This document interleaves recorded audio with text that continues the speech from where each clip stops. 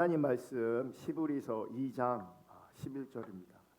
시브리서 2장 11절 우리 한 목소리로 하나님 말씀 받겠습니다. 시작. 거룩하게 하시는 분과 거룩하게 되는 사람들은 모두 한 분이신 아버지께 속합니다. 그러하므로 예수께서는 그들을 형제 자매라고 부르시기를 부끄러워하지 않으셨습니다. 아멘. 오늘은 참신앙인가 유사신앙인가 23번째 시간입니다. 오늘은 성령으로 말미암은 관계적 거룩과 종교적 거룩이라는 제목으로 오늘 포함해서 3주 동안 하나님 말씀 나누려고 합니다. 하나님 말씀 나누어질 때 하나님의 은혜가 우리 모두 가운데 함께 할 수 있기를 주님의 이름으로 축복합니다. 또한 하나님의 기준이 선명하게 비춰질 수 있기를 주님의 이름으로 축복합니다. 여러분, 사단의 가장 결정적 특징은 거짓입니다. 사단의 가장 결정적 특징은 거짓입니다. 요한복음 8장 44절을 보시면 너희는 너희 아비 마귀에게서 났으니 너희 아비의 욕심대로 너희도 행하고자 하느니라. 그는 처음부터 살인자요 진리가 그 속에 없으므로 진리에 서지 못하고 거짓을 말할 때마다 제 것으로 말하나니. 거짓을 말할 때마다 제 것으로 말하나니, 이 말이 무슨 말이냐면, 여러분, 거짓이 마귀의 본질적 속성이라는 거예요. 거짓이 마귀의 본성이라는 거예요. 그래서 거짓을 말할 때에 본성으로 자기 것으로 말한다고 말씀하고 있는 겁니다. 이는 그가 거짓말쟁이요 거짓의 아비가 되었습니다. 여러분, 왜 마귀가 거짓의 아비일까요? 왜 사단이 거짓의 아비일까요? 여러분, 성경을 보시면 타락한 시대의 특징이 나오는데, 그 타락한 시대의 특징 중에 하나가 뭐냐면 진실이 없다는 겁니다. 진실. 호세아 4장 1절 우리 한번 다 같이 보겠습니다. 시작. 이스라엘 자손들아, 여호와의 말씀을 들으라. 여호와께서 이 땅 주민과 논쟁하시나니 이 땅에는 진실도 없고 인애도 없고 하나님을 아는 지식도 없고. 호세아는 타락한 시대의 특징을 진실도 없고 인애도 없고 하나님을 아는 지식도 없고 이렇게 표현합니다. 그런데 말씀을 잘 보시면 가장 먼저 무엇을 언급하냐면 진실을 언급하면서 진실이 없답니다. 여러분, 진실은 관계 가운데에서 가장 기본적인 전제입니다.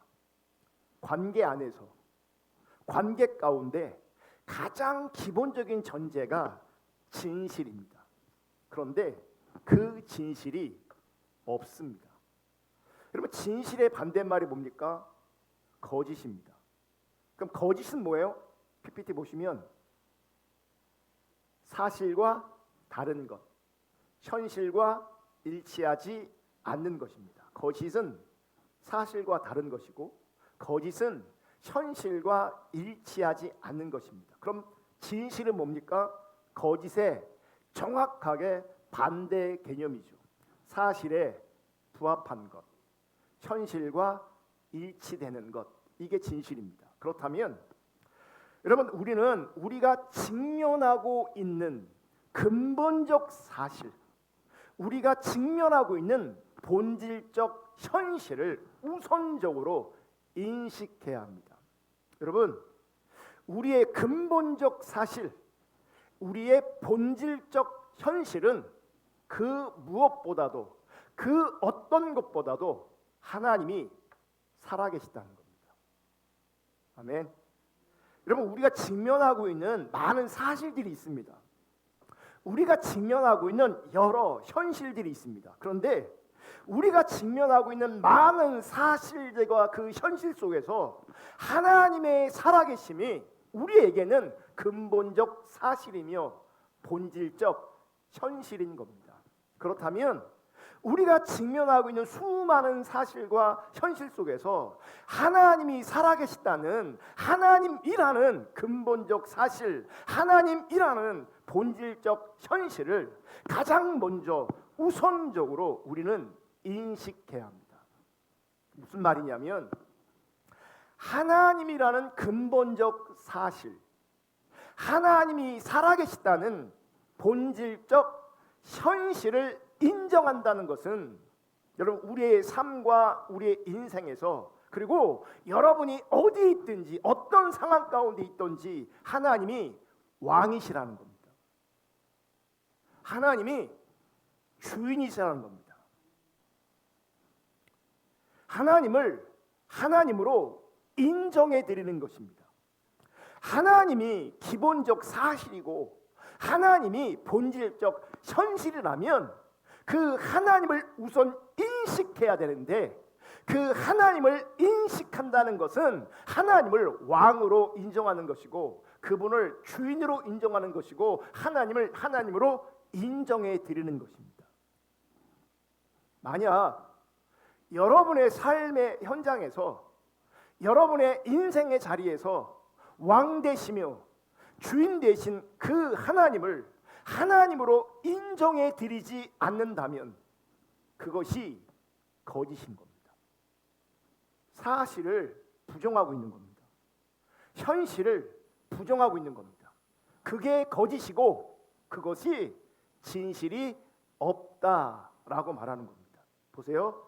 하나님이 없으니 하나님을 하나님으로 인정하지 않으니 인애가 있을 수가 없는 겁니다. 인애가 뭡니까? 하나님 사랑하는 거예요. 아까 제가 그랬잖아요. 진실은 모든 관계 가운데 기본적 전제가 진실이라고요. 그 하나님을 인정해 드리고 그 하나님을 왕 삼을 때, 주인 삼을 때 그것이 진실이라고요. 그런데 그 하나님을 인정하지 않으니 인애가, 하나님 사랑하는 것이 절대 가능하지 않습니다. 그러므로 진실이 없으면 하나님 사랑하는 게 절대로 가능하지 않습니다. 하나님 사랑할 수 없다는 것은 하나님을 모른다는 거죠. 그래서 진실도 없고 인애도 없고 하나님을 아는 지식이 없다. 이게 타락의 특징입니다. 타락의 모습이에요. 여러분, 우리가 하나님 앞에 진실이 있다면, 우리가 하나님 앞에 진실하다면 우리는 자기 중심이 아니라 하나님 중심으로 살 것입니다. 아멘. 왜요? 하나님이 근본적 사실이고 하나님이 본질적 현실이기 때문에 그렇습니다. 그러므로 그 하나님을 인정하고 인식하면 자기 중심으로 살 수 없고 하나님 중심으로 살 수밖에 없습니다. 그러므로 여러분 잘 들으셔야 되는데, 자기 중심으로 살면 그것이 거짓입니다. 자기 중심으로 산다는 것이, 자기 중심이 강하다는 것이 하나님을 근본적 사실로, 하나님을 본질적 현실로 인정하지 않고 있는 겁니다.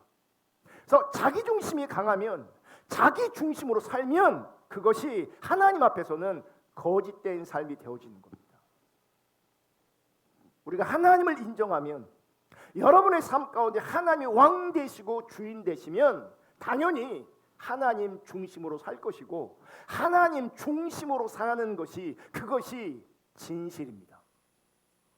그것이, 이 진실이 있어야 우리가 신앙의 본질이라고 말하는 하나님을 알고 하나님을 사랑하는 것이 실제가 되는 겁니다. 여러분, 사단이 왜 거짓의 아비인 줄 아십니까? 사단은 하나님을 하나님으로 인정하지 않기 때문이에요. 그러므로 저와 여러분이 여러분의 삶 가운데 하나님을 하나님으로 인정하지 않으면 정확하게 여러분의 아비는 사단이 되는 겁니다. 거짓은 거짓과 함께합니다. 진실은 진실과 함께하는 겁니다. 여러분, 그렇다면 이 거짓의 아비인 마귀가 교회 밖은 말할 것도 없고 교회 안에 수많은 영혼들에게 지금 하고 있는 일이 무엇인지 아십니까? 성도들을 향한 가장 강력한 사단의 영적 공격이 무엇인지 아십니까? 우리로 하여금 하나님을 하나님으로 인정하지 못하게 하는 겁니다. 사단이 우리를 힘들게 하고 어렵게 하고 고통스럽게 하는 게 아니라, 그게 영적인 공격, 사단의 공격이 아니라, 사단의 강력한 공격은 우리로 하여금 하나님을 하나님으로 인정하지 않게 하는 겁니다. 우리로 하여금 하나님 없는, 하나님을 인정하지 않는 거짓된 삶을 살게 하기 위해서 사단은 늘 우리를 기만합니다. 사단은 늘 우리를 속이는 겁니다. 여러분, 반드시 인식하시고 기억하시기를 주님의 이름으로 축복하는데, 우리를 향한 사단의 가장 강력한 무기는 기만입니다. 거짓입니다. 우리를 속이는 겁니다. 그래서 유사신앙, 거짓신앙이 무서운 겁니다. 여러분, 유사신앙, 거짓신앙은 겉으로는, 모양적으로는, 더 나아가 감정적으로는, 더 나아가 은사와 같은 영적인 현상으로는 하나님을 믿는 것처럼, 하나님이 있는 것처럼 여기게 만듭니다. 사단의 기만인 겁니다. 사실 하나님이 없는데, 내가 하나님을 인정하지 않는데 나는 하나님을 믿는다고, 내 안에 하나님이 있다고 여기는 겁니다. 근데 보세요, 실제는 하나님이 없어요. 근데 사단은 하나님이 있다고, 신앙이라고 우리를 기만합니다. 우리를 속입니다. 근데 본인은 하나님을 믿는다고 여깁니다. 문제는 뭔지 아세요? 하나님이 없기 때문에, 실제는 하나님이 없기 때문에, 그 믿음이 가짜이고 거짓이고 유사 믿음이기 때문에, 유사 신앙이기 때문에 본인은 믿음이 있고 하나님이 있다고 여기지만 그의 삶을 보면 그의 삶은 자기 중심으로 삽니다. 자기 중심으로 살면서 믿음이 있다고, 하나님이 있다고 여기게 만드는 거예요. 그게 사단의 기만입니다. 그게 사단의 거짓입니다. 그렇게 우리를 속이는 겁니다. 보세요, 하나님을 믿는데요, 하나님이 있대요. 근데 하나님이 없어요. 그래서 안 변하는 겁니다.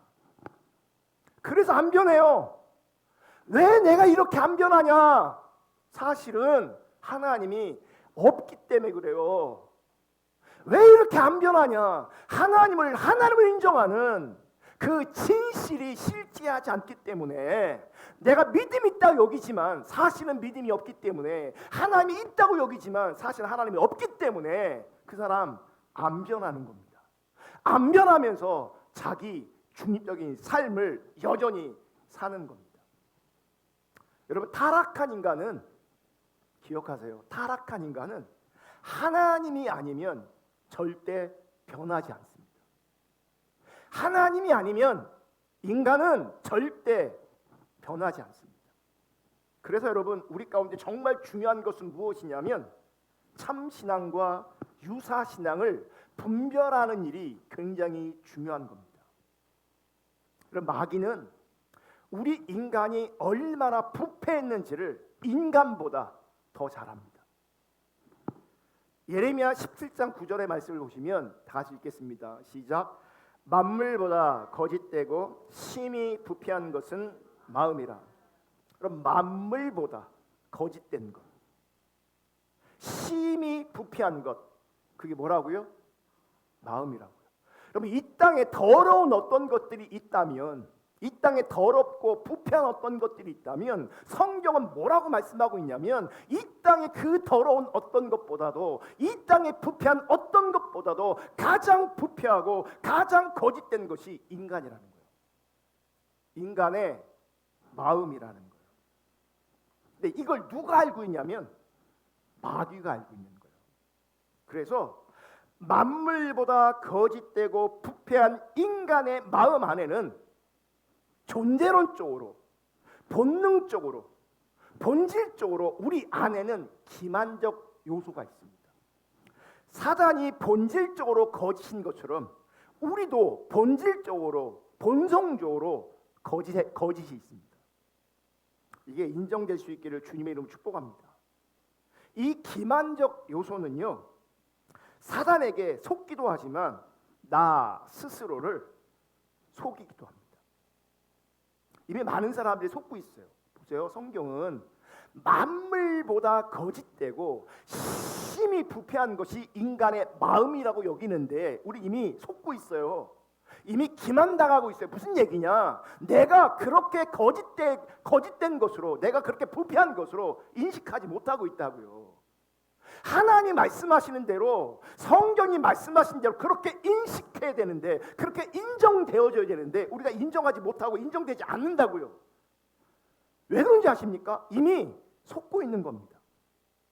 우리 안에 있는 이 기만적 요소를 사단이 자꾸 건드려서 속게 만드는 거예요.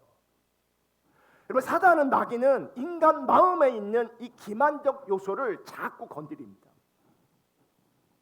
그래서 인간의 실체는 만물보다 거짓되고 심히 부패함에도 불구하고 자신은 괜찮은 인간이라고, 선한 인간이라고, 더 나아가 거룩한 인간이라고 인식합니다. 속고 있는 겁니다.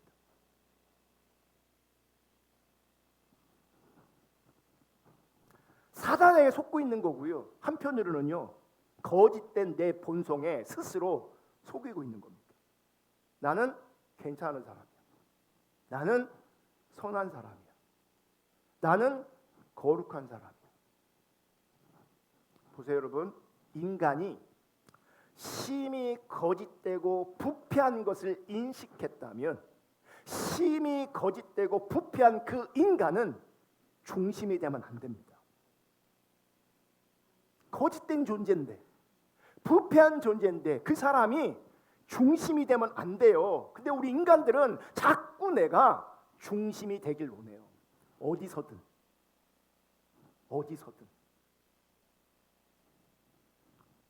그것이 스스로를 기만하고 있는 것이고 속이고 있는 것이고, 그 배후에는 사단이 있는 겁니다. 심히 거짓되고 부패한 인간에게는요, 중심이 되면 안 되고요, 높아지면 안 됩니다. 힘을 가지면 안 됩니다. 위험합니다. 근데 우리는 그것을 인식하지 못해요. 이미 속고 있어서. 그래서 우리는 중심이 되려고 하고 힘을 가지려고 하고 높아지려고 합니다. 그러면 그럴수록 우리는 중심이 되고 힘을 가지고 권력을 가지면, 높아지면 여러분 더 타락합니다. 내가 만약 부패하고 거짓된 인간인 것을 내가 안다면 내가 중심이 되는 것을 부인해야 합니다. 힘을 가지는 것을 부인해야 합니다. 높아지는 것을, 인정받는 것을 사실은 부인해야 돼요. 왜냐하면 우리는 그 높아짐을, 그 힘을, 그 중심되는 것을, 그 인정받는 것을 감당할 수 있는 그런 능력이 우리 안에 없습니다. 거짓된 존재이고 부패한 존재이기 때문에. 그런데 우리는 계속 중심이 되고 싶은 열망, 높아지고 싶은 열망, 인정받고 싶은 열망, 힘을 가지고 싶은 열망, 그 열망을 따라가고 있다고요. 그게 실제가 되면요, 영적으로는 대부분의 많은 사람들이 망합니다. 중심돼서 망하고 높아져서 망합니다. 많은 것을 가져서 망합니다. 감당할 힘이 없는데. 문제는 스스로를 기만한 그 결과가 참담할 수 있다는 겁니다. 스스로는 믿음이 있다고 여기고 생각하지만, 스스로는 신앙생활을 잘 하고 있다고 생각하지만, 실제 주님께서는 우리에게 내가 너희를 도무지 알지 못하니 불법을 행하는 자들아, 내가서 떠나가라, 이렇게 말씀하고 있다고요. 여러분, 제가 볼 때, 제가 정확하게 모르지만 하나님 앞에 섰을 때 정말 하나님 보좌 우편 앞에서, 하나님 우편에 앉은 그리스도 앞에 찬양하고 경배하는 예배자로 우리가 정말 있을까? 진실이 없다면, 우리가 스스로 속고 있다면 우리는 절대 그 자리에 있지 못합니다. 나는 믿음이 있다고 여겼지만, 믿음이 있다고 생각했지만, 그래서 여러분 자기 중심적으로 산다는 것이 얼마나 위험한 것인지를 아셔야 합니다. 많이 가진다는 것이 얼마나 위험한지를 아셔야 합니다. 높아지고 인정받는 것이 얼마나 위험한 것인지를 알아야 합니다. 착각할 수 있게 돼요. 기만하게 되고 속게 되고 속이게 됩니다.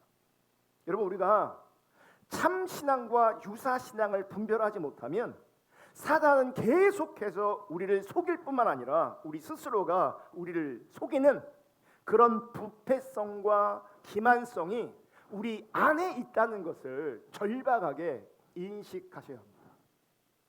여러분 참 신앙은 단지 교회에 다닌다거나 하나님의 일을 열심히 한다거나 영적인 체험이 있다거나 그리스도를 영접했다는 입술의 고백으로 확인되지 않습니다. 내가 교회를 다니니까 참신앙이다. 하나님의 일을 열심히 잘 감당하고 있으니까 참신앙이다. 나에게 영적인 체험이 있고 은사가 나타나고 있으니 참신앙이다. 내가 그리스도를 영접했다라고 내가 고백해서 참신앙이다. 여러분 이런 것들로 참신앙이 확인되지 않는다.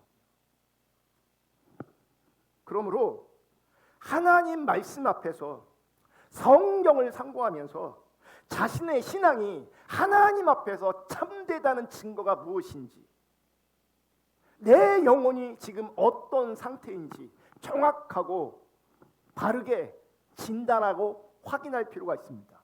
성경을 통해서, 말씀을 통해서, 성경을 통해서 하나님 관점으로 진단해야, 바르게 진단해야 여러분 바르게 은혜를 구할 수도 있고 바르게 진단해야 회개도 됩니다.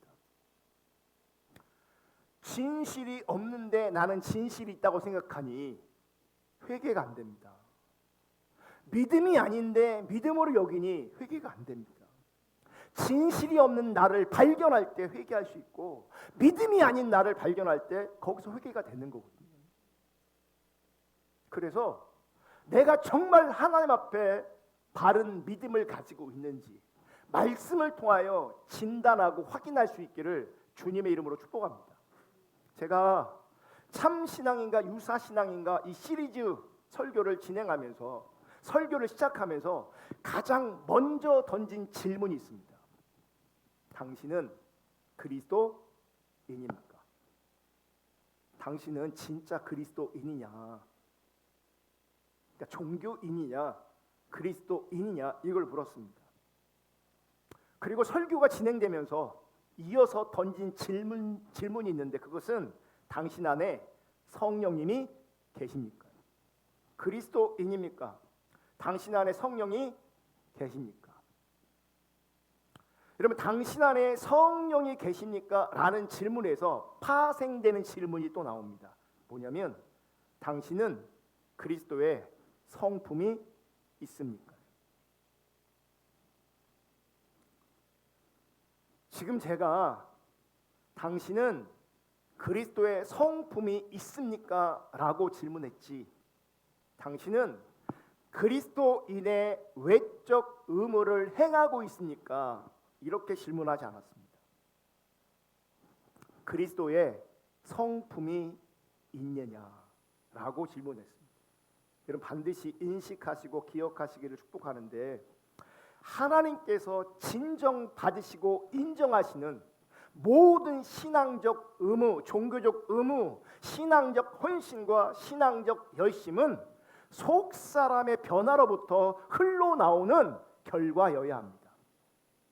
종교적 의무가 있어요. 신앙적 헌신이 있어요.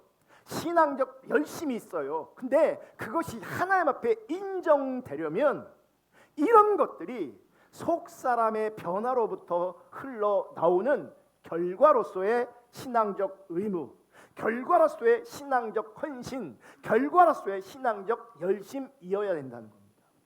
무슨 말이냐면 하나님은 우리의 종교적 의무, 신앙적 헌신과 신앙적 열심을 무조건 받으시는 것이 아니라는 거예요.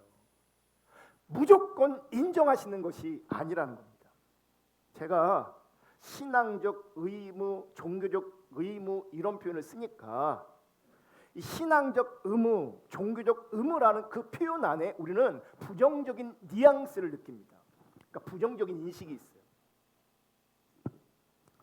하지만 우리의 현실에서는 이 종교적 의무가, 이 신앙적 의무가, 신앙적 헌신이, 신앙적 열심이 거룩한 것으로 드러나고 있습니다. 우리 현실에서는 거룩으로 작동되고 있고 거룩으로 인정되고 있습니다. 이 종교적 의무가, 이 종교적 헌신이, 열심이 우리가 예배하는 것으로 나타나고 기도하는 것으로 나타나고 전도하고 헌금하는 것으로 이렇게 저렇게 섬기는 모습으로 얼마든지 드러나고 있습니다. 문제는 하나님께서 우리들의 이 종교적 의무를 무조건 다 인정하시거나 받아주시는 것이 아니라는 겁니다. 우리가 하고 있는 신앙적 의무, 신앙적 헌신과 열심이 의미 있으려면 속 사람의 변화를 통한 신앙적 의무여야 되는 거예요. 속 사람의 변화를 통한 신앙적 헌신과 열심이어야 되는 겁니다. 준비된 사진 보시면 PPT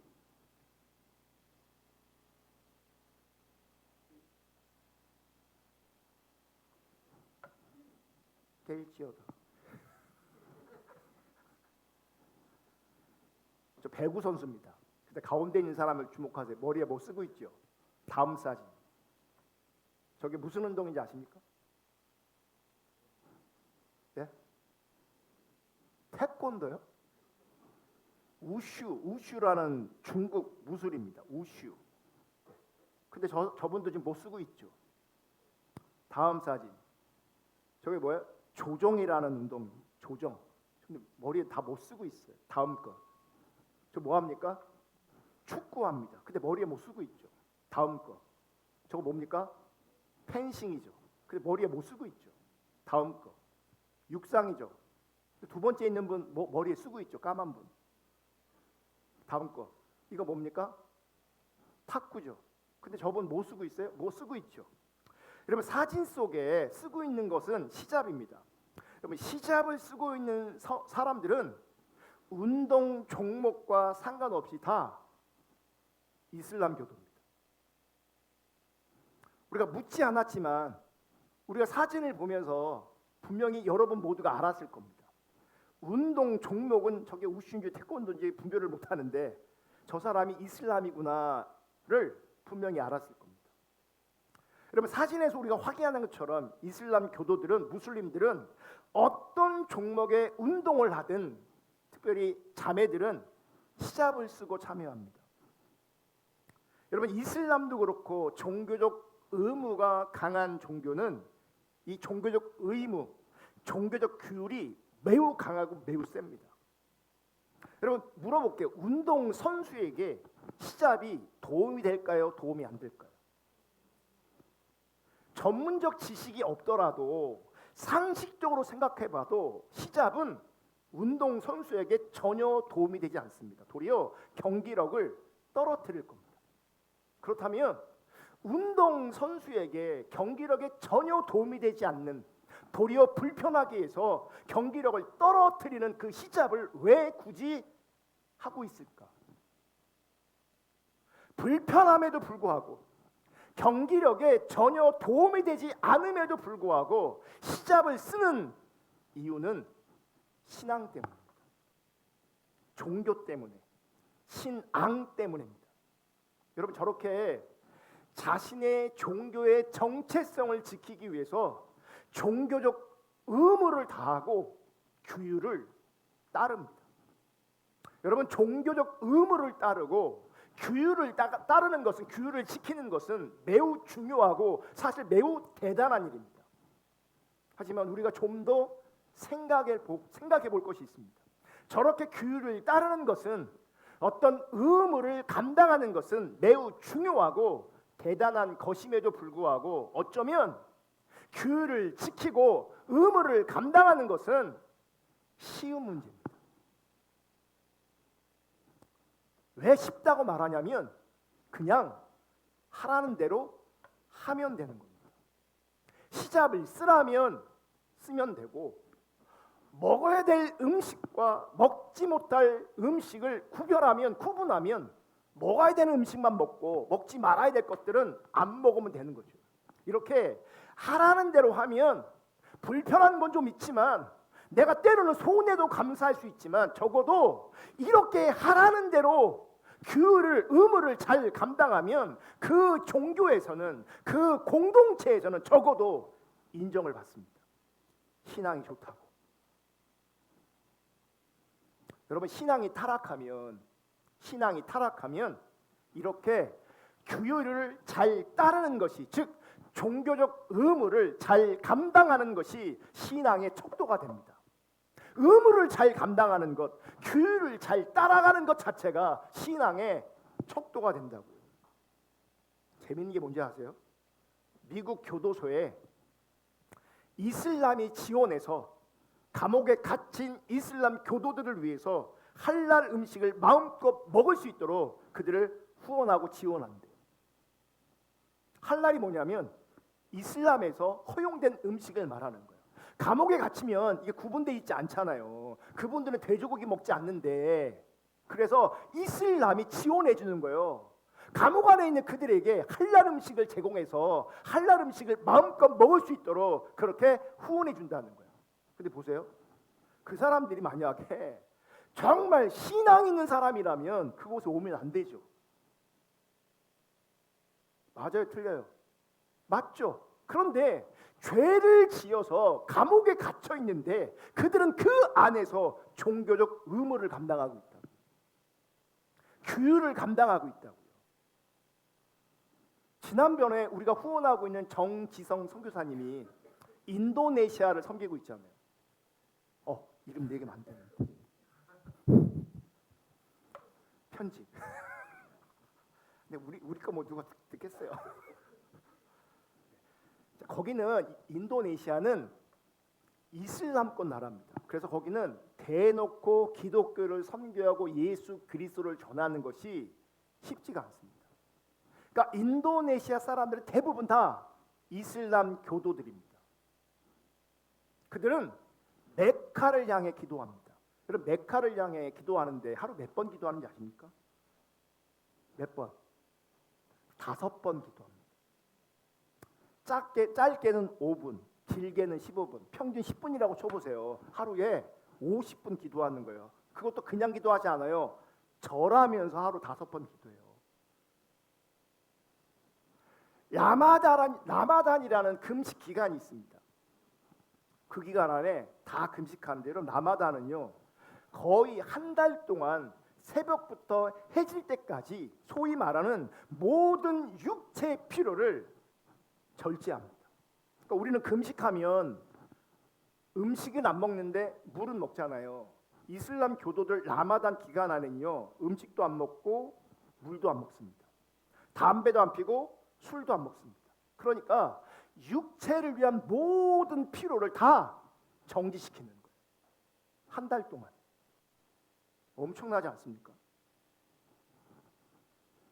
이슬람의 메카를 향한 기도, 이슬람의 이 라마단은 매우 강력한 종교적 의무이며 규율입니다.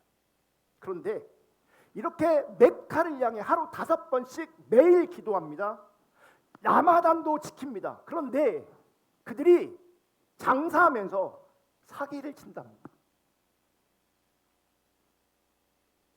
장사하면서 사람을 속인다고요. 자기의 이익과 자기의 유익을 위해서 사기를 칩니다. 종교적 의무는 잘하는데, 종교적 규율은 잘 지키는데, 나의 이익과 유익을 위해서는 비윤리적이고 도덕적이지 않아도 남을 속여도 상관이 없는 거예요.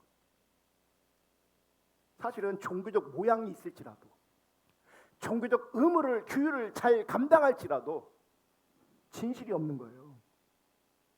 진실이. 여러분, 히잡을 쓰고 할랄 음식을 먹고 정해진 시간에 메카를 향해서 절을 하면서 기도를 하고 라마단을 지키고 이런 규율들을 지키는 것이 매우 어려울 수 있습니다. 하지만 이것을 잘하면 좋은 신앙인이 되는 거죠. 여러분, 성경이 말하는 참된 신앙은 종교적 의무를, 신앙적 의무를 열심히 하는 것을, 또 신앙적 헌신을 멸시하지 않습니다. 이런 것들이 매우 중요합니다. 본질을 담는 그릇으로 종교적 의무, 신앙적 의무, 신앙적 헌신 아주 중요합니다. 멸시하지 않습니다. 우리에게 훈련 차원에서 이런 것들이 매우 중요할 수도 있습니다. 하지만 종교적 의무보다 더 중요한 것이 있습니다. 그것은 속사람의 변화입니다.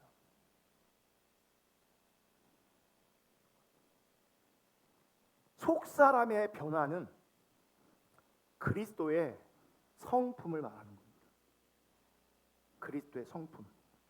자, 잘 들으세요. 성령이 거하는 사람에게는 그리스도의 성품이 나타나게 되어 있습니다. 성령이 거하시는 그리스도인에게는 그리스도의 성품이 나타나게 되어 있어요. 여러분, 우리는 사람은 속일 수 있지만 우리의 마음 중심을 보시는 하나님은 절대 속일 수 없습니다. 예레미야 17장 9절 세 번역으로 보실 건데, 만물보다 더 거짓되고 아주 썩은 것은 사람의 마음이니 누가 그 속을 알 수 있습니까? 물어요. 만물보다 거짓되다, 만물보다 부패하고 썩은 것이 인간의 마음, 사람의 마음이다. 근데 누가 그 속을 알 수 있느냐? 여러분, 아무도 모릅니다. 나도 모릅니다. 자기도 모릅니다. 내가 얼마나 거짓되고 얼마나 썩었고 얼마나 부패했는지 나도 모른다고요. 그럼 누가 아시는 거예요? 하나님이 아시는 거죠. 그래서 각 사람의 마음을 살피고 심장을 감찰하며 각 사람의 행실과 행동에 따라 보상하는 이는 바로 나 주다. 여러분, 사람은요, 인간의 부패성을 얼마든지 속일 수 있고 감출 수 있습니다. 다른 사람을 속일 수도 있지만 스스로도 나를 기만하고 스스로도 속입니다. 자기 스스로를. 내가 부패하지 않은 것처럼, 내가 거짓되지 않은 것처럼, 내가 진실한 것처럼, 내가 거룩한 것처럼 스스로 속인다고요. 그럼 우리가 뭘 봐야 되냐? 하나님 앞에서 나의 종교적 의무를 잘하고 있는가를 살피는 것이 우선이 아니라 그리스도의 성품이 있는가를 살펴야 합니다. 그러니까 거짓되고 부패한 사람도 종교적 의무, 신앙적 헌신과 열심 잘할 수 있다고요. 스스로 속여서. 그러므로 모양, 종교적 의무, 열심, 헌신, 은사, 열정, 감정 이런 걸로 날 분별하면, 나를 진단하면 안 된다는 거예요. 부패한 사람들에게도, 썩은 사람들에게도, 거짓된 사람들에게도 이 모든 것들이 다 나타날 수 있어요. 의무, 열정, 헌신, 은사, 감정, 눈물 다 나올 수 있어요. 그러니까 이런 것들로 나를 진단하면 나를 정확하게 진단할 수 없는 거죠. 그럼 뭘로 나를 진단해야 되냐? 하나님 앞에서 나는 그리스도의 성품이 있느냐, 그리스도의 성품이 있느냐, 이것을 살펴봐야 돼요. 여러분, 성경은 예수를 믿는 사람들을 그리스도인이라고 부릅니다. 그리스도인은 그리스도를 따르는 사람을 말합니다. 예수를 믿는 사람들은 그리스도를 따르는 그리스도인이기 때문에 그 안에는 성령님이 계십니다. 바른 믿음 안에 내가 예수를 따르면 반드시 그 안에는 성령이 계십니다. 성령이 거하십니다. 그러므로 성령이 계시기 때문에 나타나는 열매가 그리스도의 성품이라고. 그리스도의 성품. 그리스도인 안에 성령이 계시고 성령이 계시기 때문에 그리스도의 성품이 나타나는 겁니다. 여러분, 그리스도의 성품은 마귀가 절대로 만들어낼 수 없습니다. 절대로. 그러므로 여러분, 다시 한번 강조하면서 반복하는데, 하나님의 성령에 거하는 사람은, 즉 참된 그리스도인은 성령으로 말미암은 그리스도의 성품이 나타납니다. 그러니까 열심히 하고 의무를 감당하고 교육을 감당하고 감정 있고 은사가 있고 열정이 있어도 그리스도의 성품이 없으면 그분은 진짜 신앙이 아닌 겁니다. 여러분, 인간이 자기 노력으로 만들어낼 수 없는, 성령님이 하셨다고 고백할 수밖에 없는 역사 변화가 있는 것입니다. 그게 그리스도의 성품이고, 그 그리스도의 성품을 다른 식으로 표현하면 거룩, 성결, 성화 이렇게 말하는 겁니다. 그러니까 거룩은 성품이지 어떤 모양이 아닙니다. 거룩은, 성결은, 성화는 성품이지 거룩한 분위기, 거룩한 모양 아닙니다. 거룩, 성결, 성화는 다 비슷한 말입니다. 그런데 거룩, 성결, 성화는 성령님이 신자의 영혼 안에서 일하시기 때문에, 성령님이 성도 안에 거하시기 때문에 나타나는 열매인 겁니다. 우리 안에 내주하시는 그 성령님으로 말미암아 내가 죄를 부인하게 되고, 하나님 말씀에 순종하는 과정에서 신자는 그리스도의 성품, 그리스도를 닮은 성품을 맺어가는 겁니다. 그러면 죄를 죽이는 것, 죄를 부인하는 것, 자기를 부인하는 것, 우리의 본성으로 절대 가능하지 않습니다. 안 가능합니다. 그러니까 다른 사람 앞에 내 죄를 속이고 숨겨서 감춰서 내 스스로를 속여서 그게 죄로 인식되지 않을 뿐이지 우리는 죄를 벗어날 수가 없습니다. 죄에서 자유로울 수가 없습니다. 그러므로 나는 죄를 부인하거나 죄를 죽이는 것이 내 스스로는, 내 본성으로는 절대 가능하지 않습니다. 성령님이 계셔야 가능합니다. 성령님이 함께 하셔야 가능합니다. 그러므로 성령님이 함께 하실 때 죄를 죽이고 죄를 부인하고 성령님으로 말미암아 하나님 말씀에 순종할 때에 그리스도의 성품, 그리스도를 닮은 성품이 열매로 나타나는 겁니다. 이것을 갈라디아서 5장은 성령의 열매라고 말하는 겁니다. 볼게요. 갈라디아 5장 22절 23절. 오직 성령의 열매는 사랑과 실학과 화평과 오래 참음과 자비와 양성과 충성과 온유와 절제니 이 같은 것을 금지할 법이 없느니라. 여러분, 성령의 열매는 딱 9가지일까요? 더 많을까요? 더 많겠죠. 그러니까 성령의 열매를 9가지 열매로 설명한 겁니다. 여러분, 선한 거 이것도 다 성령의 열매입니다. 친절한 거 이거 다 성령의 열매입니다. 이런 것들. 그런데 보세요.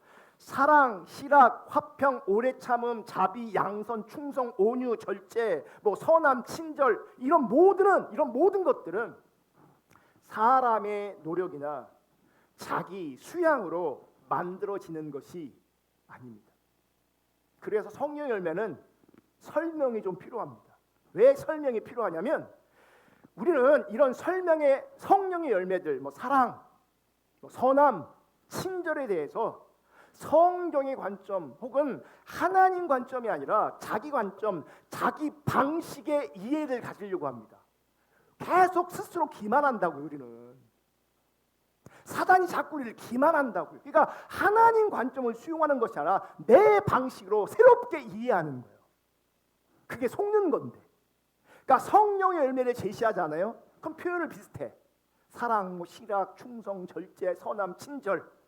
근데 하나님 관점으로 성령의 열매를 이해해야 되는데 자기 관점으로 혹은 자기 방식으로 이해해버리는 거죠. 자기 관점과 자기 방식의 이해는 사실 매우 위험함에도 불구하고 자기 관점과 자기 방식의 이해가 결국은 자기 중심성을 근거로 해서 작동되고 있기 때문에 내가 인식할 때는 전혀 위험하게 인식하지 않습니다. 그러니까 자기 방식, 자기 관점이 작동될 때 그게 진짜 위험한 건데 나는 위험하게 인식되지 않는다고요. 왜냐하면 내가 작동하고 있기 때문에. 그리고 위험을 인지하기는커녕 자기 관점과 자기 방식에 우리는 진정성이 있어요. 진정성이. 그 진정성 때문에 더 분별하지 못합니다. 그러니까 더 속습니다. 더. 여러분, 사랑, 선함, 친절 이런 것이 성령의 열매라고 합니다. 그런데 자기 관점과 자기 방식으로 더 나아가 진정성 있게 자신의 노력 혹은 자기 수양으로 어느 정도 사랑, 선함, 친절 이런 것들을 우리의 자원과 우리의 노력을 통해서 수양을 통해서 우리가 만들어낼 수 있다. 우리가 만들어내면서 성령의 열매라고 오해하고 왜곡하는 거예요. 지금 내가 인식할 때 나에게 지금 사랑이 나와. 내가 인식할 때 선함이 나와. 내가 인식할 때 착함이 나와. 이걸 성령의 열매라고 자기식으로 혹은 자기 관점으로 받아들이고 이해하는 겁니다. 얼마든지 이런 일이 가능합니다. 그래서 우리는 성령의 열매인지 자기 노력이나 수양의 결과인지를 분별할 수 있어야 되고 구분해야 합니다. 여러분, 오늘날 교회 안에 엄청난 혼란 중에 하나가 뭐냐면 겉으로 인품이 좋은 사람과 성령님이 그 안에서 일하시는 사람을 구분하지 못합니다. 그럼 여기서 적어도 이곳에 우리 공동체 안에서 이분은 참 믿음이 있어, 이분은 참 신실해 라고 하는 인정을 받으려면요, 성령님이 안 계셔도 돼요. 하나 제가 팁을 알려드릴게요. 내가 인정받으려면 말만 하지 않고 가만히 있어 보세요. 인정받습니다. 말만 안 하고 가만히 있어요. 그러니까 정해진 규칙을 잘 감당하면서 말 안에 그냥 끄떡끄떡하고 웃어주고 그러잖아요. 여러분은 신앙이 있고 인격이 훌륭한, 인품이 훌륭한 그런 사람으로 주변의 사람들에게 우리 공동체 안에서 얼마든지 인정받을 수 있는데, 그런 것이 내 노력으로 내 수양으로 얼마든지 가능할 수 있다고요. 성령의 열매가 아닐 수 있다고요. 그래서 분별이 필요하고 구분이 필요하고, 그냥 인품이 좋은 건지 아니면 진짜 성령을 통해서 열매가 나오는 건지 구별하고 분별해야 되는데, 현실에서는 분별이 잘 안 됩니다. 현실에서는.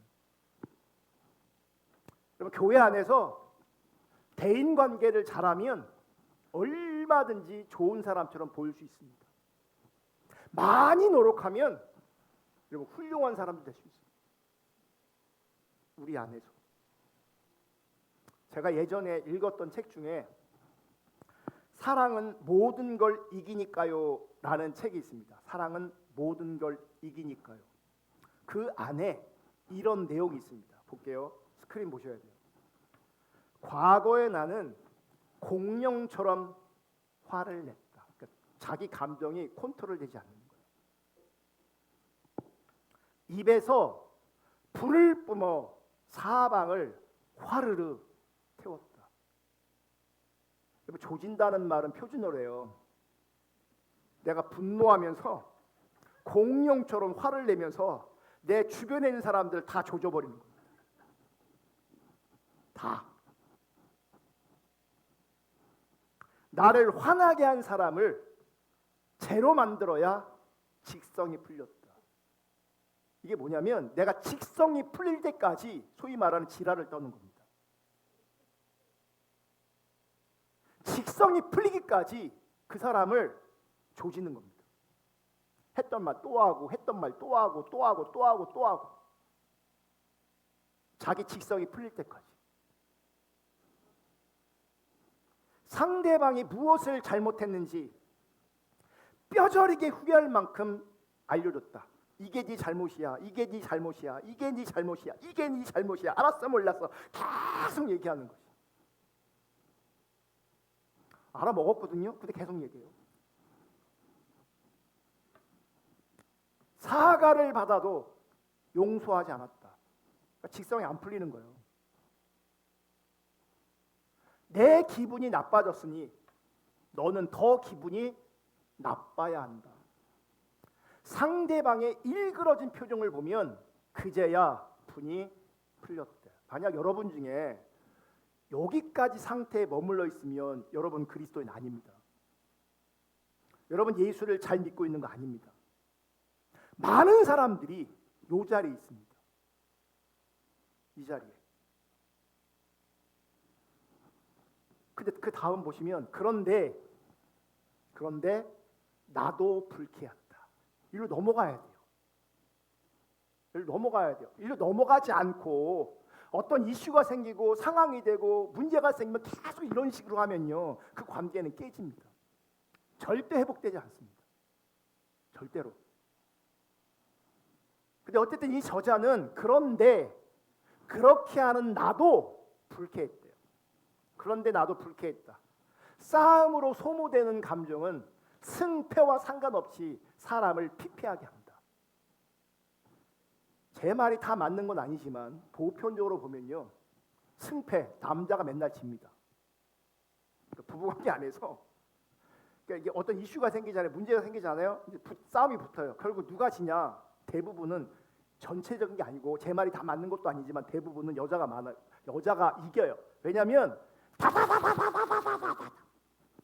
그러니까 남자는 그 순간 머리가 멈춥니다. 이거 작동이 안 됩니다. 내가 뭘 잘못했지? 그리고 그 다음 말이 안 나와요. 이게 뭐지? 어버버버버 대다가 공격을 당합니다. 그럼 결국은 집니다. 그럼 내가 미안해. 뭐가 미안한데? 몰라. 그러면 또 미안해. 뭐가 잘못했어? 몰라. 근데 이분은 감사한 게 뭐냐면 그러면서 불쾌해졌고 불편해졌고 그 승패를 떠나서 내가 피폐해지는 것을 인식했어요. 내가 이겼어. 근데 불편하고 내 마음이 피폐해져 있어요. 나는 이런 내 모습이 마음에 들지 않는다. 침착하고 이성적으로 사태를 해결하고 싶어서 감정을 다루는 훈련을 부단히 한다. 그래서 이겼지만, 예전에는 분풀이를 했지만 지금은 이겨도 불편해. 이겨도 나는 피폐해 있어. 그래서 뭐 하냐면 감정을 다루는 훈련을 하는 거예요. 이분이. 근데 그 중에 하나가 뭔지 아세요? 중략. 나는 스스로 말을 통제하기로 했다. 언어를 통제하는 거예요. 말을 통제하는 거예요. 말을. 여러분, 하나님 없는 내 말투, 하나님 없는 내 언어 생활, 그거 불편해져야 합니다. 불편하게 인식되져야 합니다.